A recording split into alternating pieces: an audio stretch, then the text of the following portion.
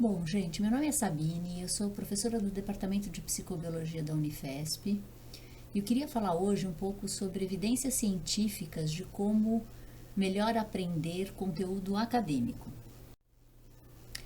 Bom, desde que a gente é pequenininho e entra na escola, existe uma quantidade enorme de informações que a gente tem que aprender.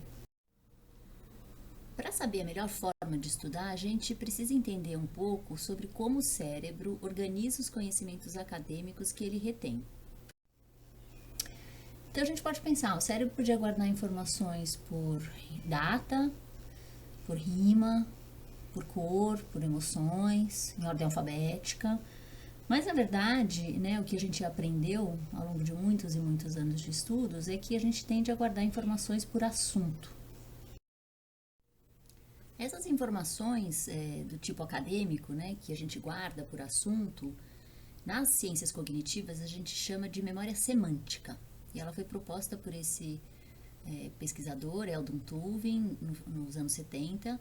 E isso, vocês não precisam guardar isso, não tem tanta importância, mas eu coloquei aqui algumas referências para quem tiver interesse em entender mais sobre isso. As memórias semânticas, elas são guardadas em redes. Então, vamos imaginar que cada uma dessas bolinhas aqui à direita é uma informação, ou é um conteúdo, ou é uma palavra, por exemplo. E todas essas informações são sempre guardadas em redes que são formadas por co-ocorrência na vida, ou seja, quando elas aparecem juntas, quando elas acontecem no mesmo contexto ou em contextos semelhantes, e por similaridade. Então, eu queria dar um exemplo para vocês de como é que a gente aprende um conjunto de informações associadas. Então, vou dar um exemplo com uma família conhecida, do Game of Thrones. Então, para que a gente conheça os indivíduos de uma família, as suas características, a gente tem que experimentar essas individualidades e essas características dessas pessoas ao longo de várias experiências, para ter uma boa ideia de como essa família é organizada. Então, por exemplo, se eu estou assistindo um episódio, aparece primeiro um personagem como esse aqui, depois em outra cena aparece um outro personagem, aí a gente vê os dois personagens juntos numa outra cena, isso indica que um tem a ver com o outro de alguma forma. Aí a gente vê os dois na cama, que é uma boa indicação de que eles são bastante bem relacionados. Em outras cenas a gente vê outros indivíduos que a princípio não tem nada a ver com aqueles nossos primeiros dois personagens, mas mais pra frente a gente vê que este indivíduo aqui está aqui presente junto com esses outros dois, em alguma indicação que eles têm alguma relação entre si. Mais pra frente a gente vê que além deste indivíduo junto com esses dois, existem vários outros, a gente percebe que isso possivelmente é uma família ou que eles têm relações entre si. Ao longo dos episódios, a gente percebe que esta família tem a ver com um conceito novo, que é uma espécie de animais chamados de dire wolves. E a gente vê também, ao longo de mais episódios, a gente começa a aprender características mais individuais de cada um desses personagens, como os nomes deles. Então, com repetidas apresentações, ou exposições a um conteúdo, a gente aprende as relações diretas entre eles, as relações indiretas também, os nomes, ou terminologias, as características que são familiares a todos esses indivíduos, ou comportamentos, ou conhecimentos, e também as características individuais de cada um desses conhecimentos. Para ter uma ideia como a gente usa uma rede semântica, a gente pode fazer esse seguinte jogo. Experimentar falar ou escrever o maior número de palavras que pertence a uma determinada categoria, que eu vou mostrar em seguida. Digamos que a categoria seja animais. Então, vocês podem experimentar, se vocês quiserem, gerar o maior número de palavras que pertence a essa categoria animais em um minuto, e para isso vocês podem pausar o vídeo. Se vocês não quiserem pausar, vocês podem continuar. Eu vou dar um exemplo de animais que poderiam ser gerados numa determinada sequência. Essa é uma sequência possível de respostas para esse jogo. Cachorro, gato, rato, coelho, vaca, cavalo, galinha, pato, elefante, rinoceronte e hipopótamo. Na verdade, que não é totalmente aleatória essa geração de animais, Cachorro tem a ver com gato, são animais domésticos. Gato tem a ver com rato, né? Tipo Tom e Jerry. Rato tem a ver com coelho, né? Eles parecem em relação a várias coisas. Vaca, cavalo, galinha e pato são animais da fazenda. Elefante, rinoceronte e hipopótamo são animais africanos. Em geral, quando a gente gera esses subgrupos de animais, a gente gera 2, daí dá uma paradinha, né? E daí fala, ai meu Deus, tá faltando animais, onde mais eu posso encontrar animais? Ah, já sei, na fazenda ou na África. Então a gente já faz esse subagrupamento. Então, os animais que a gente gera fazendo essa tarefa são apresentados em subcategorias, mostrando inter-relações mais próximas entre alguns animais do que outros. Cada vez que a gente joga esse jogo, a gente gera uma ordem diferente de animais, tá? Porque uma palavra puxa a outra, mas nem sempre a mesma palavra. Então, isso é uma característica específica dessas redes de conhecimento. A gente nunca tem o mesmo padrão de ativação toda vez que a gente ativa essa rede semântica. E isso ajuda a manter e fortalecer as relações entre os conteúdos na forma de rede e não numa forma simplesmente linear. Essa é uma representação gráfica de redes semânticas para animais feitas a partir de respostas de centenas de pessoas que jogaram esse jogo. Cada bolinha aqui nessa representação representa uma palavra que identifica um animal, e as linhas entre as bolinhas indicam quando um animal foi falado em seguida do outro, tá? Quanto maior a bolinha, mais frequente apareceu essa palavra nesse jogo. Então vocês veem que essas bolinhas maiores aqui em cinza, cat e dog, gato e cachorro, são as que são mais faladas. Isso faz sentido porque esses animais são bem representados nas redes semânticas da maior parte das pessoas, porque são os animais com os quais a gente mais convive hoje em dia. Vocês podem ver também que tem subcategorias de animais aqui pintados em cores diferentes. Isso significa que tem animais que são mais parecidos com outros e eles ficam nessas subcategorias, enquanto que animais mais diferentes estão em outras subcategorias. Vamos olhar com mais detalhe para essa subcategoria aqui em azul mais escuro. Aqui, essa subcategoria representa animais da África, né? Vocês veem girafa, zebra, leão, tigre. Por que eles estão mais pertinhos um do outro? Porque esses animais a gente experimenta, né, e aprende que eles vivem numa determinada região na África, né, e o nosso cérebro aprende a fazer e a conectar essas informações mais pertinho uma da outra.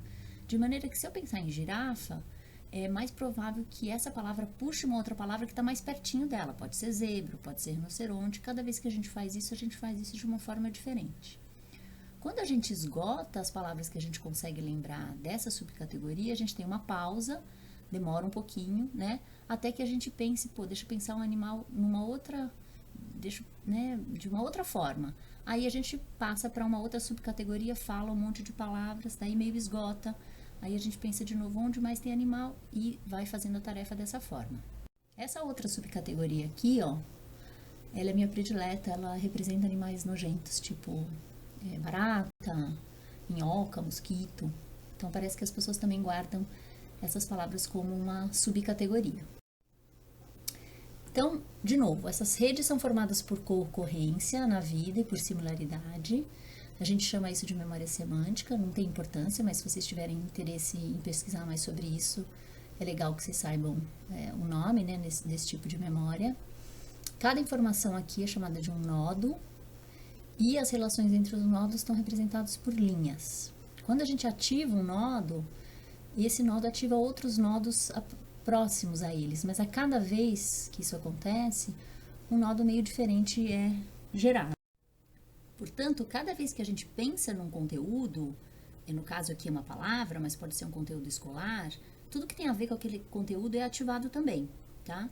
Só que isso não vem na mesma ordem, tá? Eu posso pensar numa coisa, numa matéria, e essa coisa me leva a uma outra coisa 2, mas em outro momento eu posso pensar nisso e vai e vai ser ativado uma outra informação que tem a ver com isso, tá? E isso vai firmando a relação entre os conteúdos dentro da nossa memória.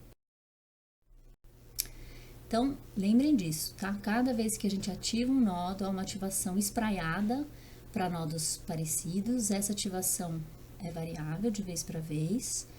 E cada vez que a gente ativa uma rede semântica, um nodo puxa outro, tá? De forma diferente e de forma meio aleatória.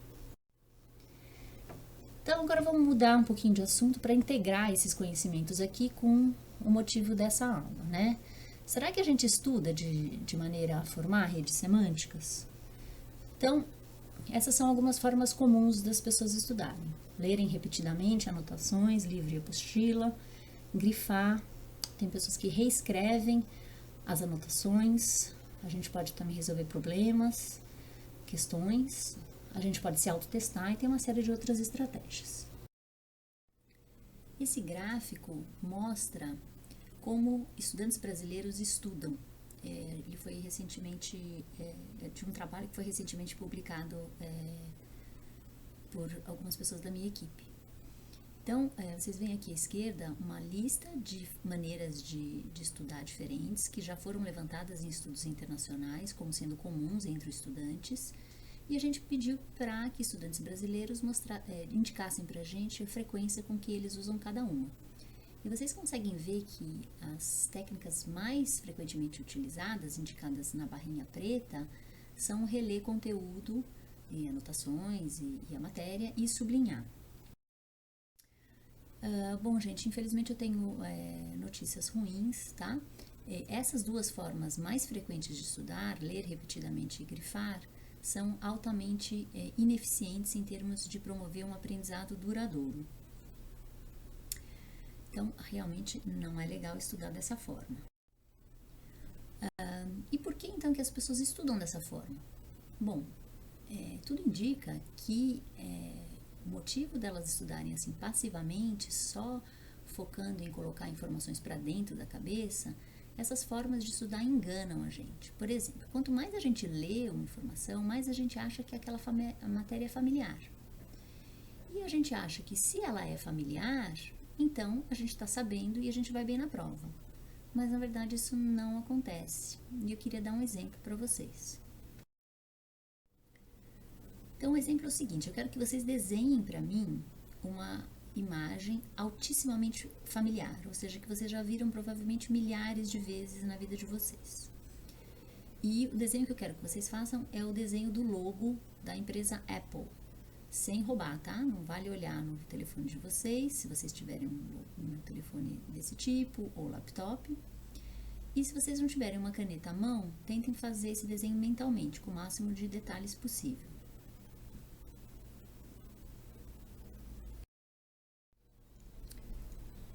Houve um estudo científico, né, que pediu justamente para as pessoas fazerem isso, tentarem desenhar o logo da Apple, como eu pedi para vocês. Vocês não precisam ficar com vergonha do desenho de vocês, olha só o tipo de desenho que as pessoas nesse experimento fizeram, vejam só. Agora que vocês já tentaram desenhar o logo, eu queria que vocês tentassem adivinhar qual desses aqui que é o logo correto, tá? Então tentem, escolham uma das alternativas. Bom, gente, em geral as pessoas escolhem essas últimas duas alternativas aqui com maior frequência. Mas eu já vou mostrar para vocês que nenhum desses aqui é o correto, tá? Na pesquisa original, somente uma entre 85 pessoas desenhou o logo certo e menos da metade reconheceu o desenho certo, mesmo aqueles que tinham o aparelho da Apple, tá? O logo correto é este aqui, tá? Ele é um pouco diferente deste último aqui, né? Esse último exemplo que eu pedi para vocês escolherem. Vocês podem ver que a folhinha e a mordida inclinam para o mesmo lado, né? As pessoas confundem muito os lados. E tem uma outra característica marcante dessa imagem, que ela tem uma reentrância em cima e embaixo, tá vendo? Então, isso é um logo bastante simples, né? Tem pouquíssimas características e mesmo assim as pessoas têm muita dificuldade de desenhar o logo corretamente. Ou seja, gente, a familiaridade com um objeto, com uma matéria ou com um conteúdo não assegura que a gente vai conseguir tirar ele da cabeça na prova, né? Ou mesmo na vida real, quando a gente precisar usar esse conhecimento. Isso significa também que ter a sensação de saber não é a mesma coisa que saber de fato uma informação. Ao que parece, cada pessoa usa a própria experiência que ela tem para decidir como estudar. Ficar se expondo a um determinado conteúdo, né, estudando só, focando em colocar informação para dentro do cérebro, sem pensar, passivamente, dá a sensação pra gente de que a gente está sabendo a matéria, porque cada vez que a gente lê um conteúdo, ele parece mais familiar. Então, como é mais familiar, a gente acaba escolhendo essa forma de estudar porque ela parece boa, né? Porque cada vez mais parece que eu estou sabendo a matéria, mas na verdade isso não acontece, né? Como vocês viram no exemplo da Apple. Embora vocês tenham visto muitas vezes esse logo, isso não assegura que vocês vão saber os detalhes deles na hora que vocês vão ter que produzir isso da memória, ou seja, tirar essa informação para fora da memória. E o que se verifica é que provavelmente todo mundo relê o conteúdo, né? Essa é a forma mais frequente de estudar. À medida que a gente vai relendo o conteúdo, a informação vai parecendo cada vez mais familiar e a gente confunde isso com saber a matéria. Isso é chamado de ilusão de competência. A gente confunde a familiaridade com alguma coisa com, de fato, a nossa habilidade de conseguir tirar e produzir aquela informação na hora que a gente precisa tirá-la para fora da cabeça. Não é complicado explicar isso em termos neurobiológicos, tá? As áreas cerebrais responsáveis por identificação de familiaridade, elas não são as mesmas áreas que a gente usa para fazer associações entre conhecimentos, tá? Então, o cérebro separa essas duas coisas. A gente que não é muito bom de discriminar o que é familiaridade com alguma coisa do que é de fato ter aprendido alguma coisa de forma integrada com os demais conhecimentos que a gente tem e que são, portanto, mais fáceis de serem produzidos numa situação em que a gente tem que usar aquele conhecimento. Esses grafiquinhos aqui, eles representam 6 experimentos diferentes que estão aqui só para ilustrar uma coisa muito simples. A linha azul em cada um desses gráficos representa o que as pessoas achavam que ia acontecer com o desempenho delas em determinadas circunstâncias. E as linhas vermelhas representam de fato como foi o desempenho delas nessas condições. Vocês estão vendo que em todos esses 6 gráficos, a linha azul não tem nada a ver com a linha vermelha, né? Então isso mostra pra gente que a gente não é nada bom de avaliar o nosso próprio desempenho. Então, realmente, nós somos péssimos em relação a fazer isso. Então, é importante a gente identificar que para a gente poder usar um conhecimento ou uma informação de forma adequada, essas informações têm que estar integradas entre si, né? Se eu tenho na cabeça uma série de informações e elas estão todas desconectadas, é muito difícil eu usar essas informações de forma correta na hora em que eu preciso conseguir tirar essas informações para fora. Diferentemente, quando as informações integradas, uma informação pode puxar a outra, né? E a gente pode até descobrir coisas que estão interconectadas, mesmo que a gente não tenha estudado elas dessa forma. Então, uma pergunta que eu faço para vocês é: será que a forma que vocês estudam de fato assegura que vocês estão construindo redes semânticas complexas e bem estruturadas? Será que dá para fazer isso relendo e sublinhando informações? Tá? Eu queria que vocês pensassem um pouquinho nisso.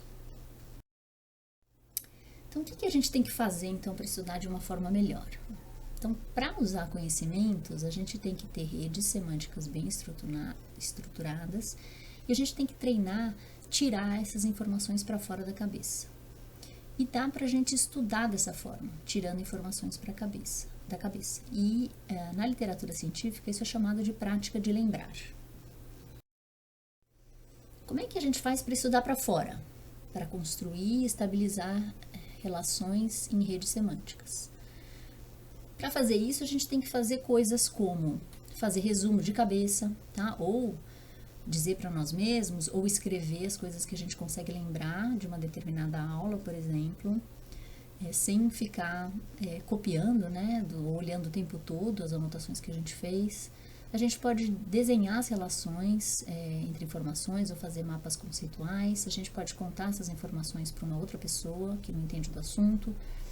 A gente pode montar perguntas, né, para um colega, por exemplo, para ele responder, né, porque para montar uma pergunta a gente tem que ter os conhecimentos para poder articulá-los de uma forma a fazer sentido.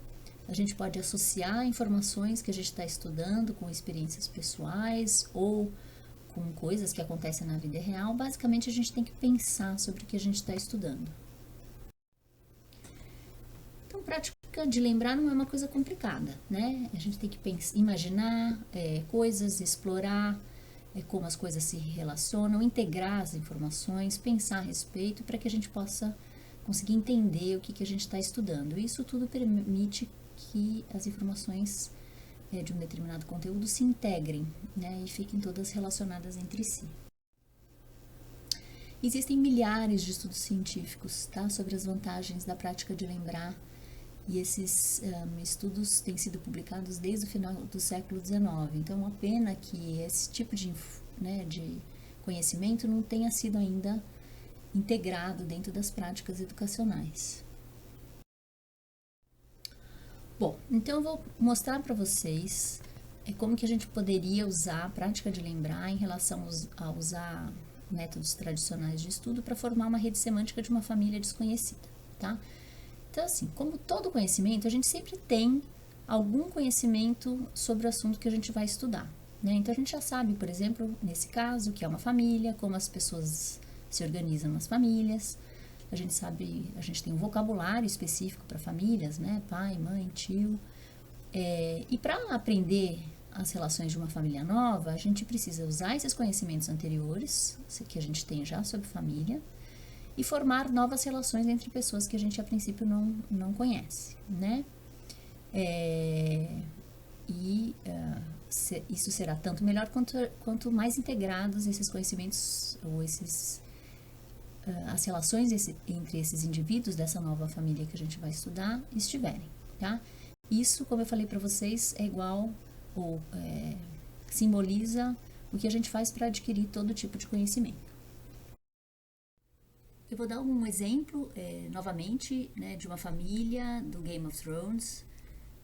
Se por acaso vocês não viram a série, tem um possível spoiler nos próximos slides, tá? Eu vou tentar não chamar atenção para eles, mas se vocês não quiserem se decepcionar, vocês podem pular os próximos slides, tá bom? Bom, então aqui o que as pessoas teriam que estudar nessa questão aqui é a relação das pessoas dessa família com a relação das pessoas dessa outra família aqui, tá? Como é que a gente em geral faz para estudar? O tipo preferencial de estudo das pessoas é um estudo passivo. Então tá escrito lá na apostila da pessoa ou nas anotações uma descrição sobre as relações dessas pessoas, tá? O fulano de tal se casou com o fulano de tal e eles tiveram 4 filhos. O filho mais velho, eles dão um nome aqui, se casou com fulana. Eles tiveram, tá, 5 filhos, tal e tal. E a filha mais nova se casou com não sei quem, tarará, tarará. Esse tipo de estudo a gente vai reler. Cada vez que a gente vai reler essa informação, ela vai parecer mais familiar. Mas isso aqui nos leva a um aprendizado mais linear entre as coisas, né? Então, fulano se casou com ciclano e tiveram 4 filhos. O primeiro filho fez isso, o segundo filho fez aquilo e tudo mais. Esse é um aprendizado para dentro, tá? Um aprendizado passivo e só focando em colocar as informações para dentro do cérebro. Na hora de lembrar, se a gente for fazer uma prova, tem questões mais fáceis que a gente conseguiria responder fazendo um estudo dessa forma, mas tem questões que seriam muito difíceis de responder estudando dessa forma, tá? O que é mais fácil? O mais fácil é a gente ter uma pergunta que reflete a maneira que a gente estudou a informação. Então eu posso dizer, o Richard casou-se com fulano. Quem? Quantos filhos eles tiveram? 4. Como era o nome da filha mais nova? Parará.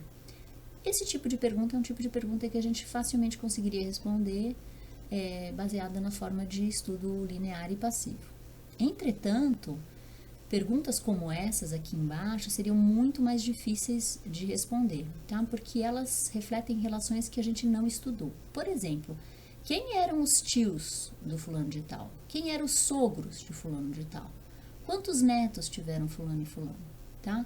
Essas são coisas aqui que não foram estudadas, né? Mas elas representam, na verdade, o tipo de questão que a gente tem na vida real quando a gente precisa usar um conhecimento.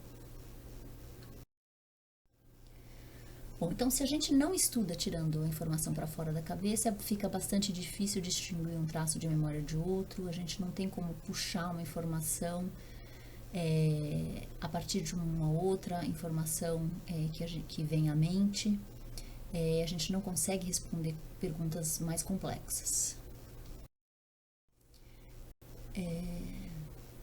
E dá mal, né? A gente vai mal na prova. Então, se vocês esquecem logo tudo que vocês estão estudando, provavelmente vocês não estão usando uma técnica de estudo eficiente, né? Então, tentem pensar que formas de prática de lembrar serviriam para você para tentar melhorar o desempenho de vocês. Bom, qual seria a alternativa, então, da gente estudar de uma forma diferente usando prática de lembrar? Bom, gente, nesse caso, como é que vocês poderiam usar a prática de lembrar para aprender as relações entre essas famílias, entre as pessoas dessas famílias? Bom, em primeiro lugar, vocês têm que pensar no que vocês estão estudando, tá? Então, tentem tirar da cabeça como é que eram as relações, uma vez que vocês já tiveram algum acesso ao conteúdo. Façam exercícios, né, se for possível, daquela matéria. Façam uns resumos de cabeça, tentem pensar e dizer como é que são as relações entre as famílias. Montem apresentações gráficas das relações entre essas famílias e depois cheque com o conteúdo real se vocês acertaram. E para preencher os buracos, né, que vocês esqueceram. Montem sequências de raciocínios diferentes. Pensem em exemplos da vida real. Por exemplo, quem seria a mãe, o tio dentro de uma família que vocês já conhecem, por exemplo, né? E fazer tudo isso é muito bom em grupo, né? Se a gente conseguir evitar o momento fofocas que às vezes se estende muito e demais, né? E pensem também que vocês podem usar o tempo perdido em filas, no transporte, pensando sobre a matéria que vocês têm que estudar, né? Vocês podem rascunhar mentalmente ou numa folhinha de papel, enquanto vocês estão nessas condições. Isso tudo aumenta muito a chance de vocês integrarem melhor esse conhecimento e fazer com que esse conhecimento dure mais tempo. Evidências científicas mostram que com mais práticas de lembrar, o acesso à informação fica facilitado, o traço de memória se fortalece, as memórias são encontradas bem mais rápido e a gente confunde menos conteúdos semelhantes entre si. A gente associa melhor um conteúdo com outros conteúdos e a gente é capaz de aprender até relações entre conteúdos que a gente não estudou. E o mais importante de tudo é que essas memórias elas duram muito mais tempo.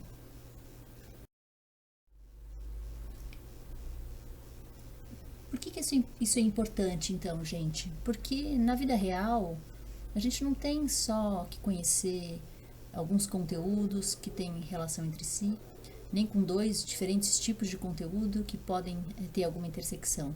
A gente tem que conhecer intersecções muito mais complexas sobre muitos conteúdos. No exemplo do Game of Thrones, não basta só saber as relações entre duas famílias. Para entender a história, a gente tem que entender como todas elas se interrelacionam. E isso é verdadeiro também na vida real. Uma forma que a gente poderia pensar de associar as pessoas é dessa forma linear, tá? Tem várias pessoas aqui, casadas, tendo filhos e de várias famílias, e depois elas vão se interconectando. Mas essa seria uma forma diferente de estabelecer relações entre pessoas. Ainda, esta é uma outra forma de estabelecer relações entre as pessoas. E, de fato, né, na vida real, todos os conhecimentos têm a ver com muitos outros conhecimentos, né? Então, para que a gente consiga, de fato, ter um melhor conhecimento geral, a gente precisa estabelecer as relações diretas e indiretas entre as informações, e a gente consegue fazer isso muito mais pensando a respeito do que a gente está estudando do que estudando passivamente. Ok, então toda vez que a gente pensa sobre o que a gente está estudando, as relações entre as informações são ativadas, e a cada vez que a gente faz isso, essas relações são ativadas de diferentes formas. Isso permite que a gente integre as relações entre os conjuntos de informações, né, presentes no texto, por exemplo, em várias dimensões diferentes. E isso faz com que a gente forme redes de conhecimento e não sequências de informações, porque manter só sequências de informações é bem inútil na hora que a gente tem que responder perguntas mais complexas.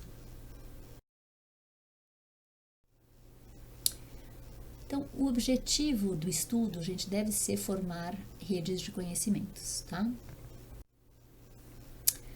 Queria mostrar para vocês como é que funciona. Então, vocês fizeram uma prática de lembrar desenhando o logo da Apple, né? Alguns minutos atrás. Eu queria que vocês tentassem de novo agora fazer esse logo, sem olhar o anterior que vocês fizeram e sem também dar uma espiadinha no telefone de vocês, se é que vocês têm um telefone Apple. Ok. Essa aqui tá a resposta. E eu poderia apontar, porque eu já fiz isso muitas vezes, que vocês, uma grande parte de vocês acertou todas as características desse logo. E aqueles que não acertaram tudo, certamente o logo apareceu bem melhor do que a primeira tentativa de vocês. Então, por que isso aconteceu? Né? Embora vocês tenham visto milhares de vezes esse logo e fossem capazes de identificar como familiar esse logo muito rapidamente, só tentando tirar esse logo da cabeça, né, tentando fazer o desenho, é que fez com que os detalhes, né, dessa imagem, de fato, se integrassem e vocês conseguissem lembrar de forma correta. Nesse caso, claro, vocês não integraram essa informação à rede semântica, certo? Mas fizeram uma prática de lembrar desenhando. Isso serve só para ilustrar o poder dessa prática. Quando vocês tentaram, né, desenhar o logo, quando vocês estão tentando tirar alguma coisa da cabeça, não tem importância, o que parece, errar. Tá? Errar é normal, às vezes até só porque a gente erra, de fato a gente consegue se corrigir, se a gente tem acesso à informação correta, e isso permite o aprendizado, tá? Então não é para ficar frustrado quando vocês tentam lembrar uma informação e não conseguem, enquanto vocês estão estudando. Isso é normal, tá? E só o fato de vocês se autocorrigirem olhando a resposta correta já faz com que o aprendizado ocorra. Então, embora enquanto você estuda não tenha problema você errar, vocês têm que lembrar que na hora da prova, o detalhe, né, se a maçã é para a direita ou para a esquerda, se a folhinha vai para a direita ou para a esquerda, é de fato a alternativa correta, né, por exemplo, no vestibular, né? Então, o detalhe não é pouca coisa em situações acadêmicas. Aí o logo certo. Mas colocar a informação para dentro é tão mais fácil, né, do que tirar para fora. Só ficar relendo lá sem pensar é muito mais fácil. Mas lembrem, isso só dá a ilusão de aprendizado. Lembrem do logo, né? Embora vocês tenham visto muitas vezes, isso não assegura que vocês vão conseguir reproduzi-lo. Então, para aprender de fato, a gente tem que tirar a informação da cabeça e isso de fato exige mais esforço. Mas não é para se matar, é para fazer aos poucos. Então, a gente tem que praticar lembrar, mas de pouquinho em pouquinho, espaçando as práticas e alternando os conteúdos que são estudados. Então, vamos pensar assim. Aqui a gente tem uma representação de 2 indivíduos que estudaram 3 horas. Cada barrinha vermelha é 1 hora de estudo. Um deles estudou como a maior parte das pessoas, as 3 horas só na véspera do dia da prova. E esse outro indivíduo aqui embaixo estudou em 3 situações separadas uma da outra no tempo, espaçadas. No dia da prova, o desempenho pode até ser semelhante. Entretanto, quando você vai aferir o quanto que as pessoas lembram dessa informação passado algum certo tempo, a gente observa que quando a gente estuda de forma massiva, né, tudo juntinho, a gente guarda muito menos informação do que de forma espaçada. Preciso também, gente, variar o que a gente faz no meio, entre esses espaços, tá?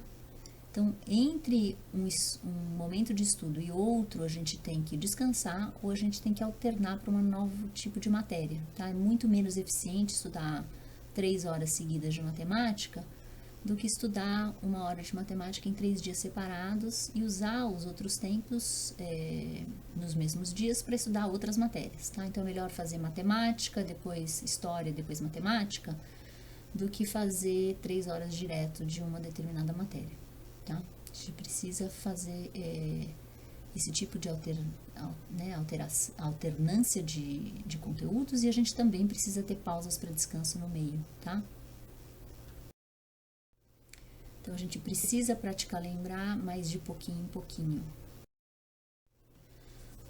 Por que a gente precisa disso? Porque para que a gente estabeleça relações entre conteúdos, a gente tem que ter alterações estruturais dentro do cérebro, né? A gente tem que ter, as células do cérebro têm que se conectar uma a outra, e isso envolve um processo longo, que exige repetição, né, da importância da associação que a gente está tentando estabelecer e tempo, tá? Então, quando a gente é exposto a um determinado conteúdo, como está aqui embaixo, quando a gente pensa nessa informação de novo, essas novas memórias ainda são bastante instáveis, e à medida que a gente pensa de novo nelas, ativa de novo elas, vê as associações entre conteúdos, essas memórias elas vão se tornando mais estáveis e mais interconectadas com mudanças mesmo estruturais dentro do cérebro, tá?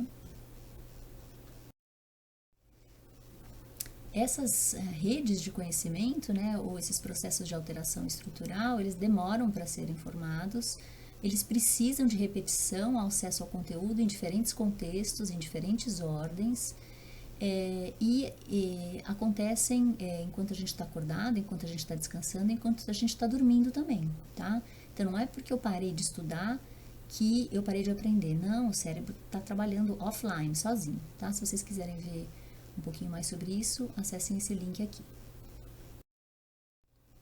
Então, isso quer dizer que o cérebro, ele trabalha o tempo todo, tá? Não somente quando você está estudando. Se você ficar estudando o tempo todo, entretanto, sem descansar, isso pode atrapalhar esse processo de formação, né, de novas relações estruturais entre as células do cérebro e tudo mais, né? Porque enquanto você está estudando, você está muito cansado, você compete por recursos e podem causar interferência com as coisas que a gente está tentando guardar, fazendo essas alterações estruturais. Então, é importante fazer um esquema de estudo que permite praticar lembrar, mesmo que isso exija mais esforço, lembrando que como ela é uma forma mais eficiente de estudar, a gente pode economizar um pouco mais de tempo para descansar. Então, a moral da história é que todo mundo precisa ter tempo para trabalhar, né, estudar, mas também tem que ter tempo para descanso. Lembrando que enquanto a gente descansa, a gente também ainda forma memórias.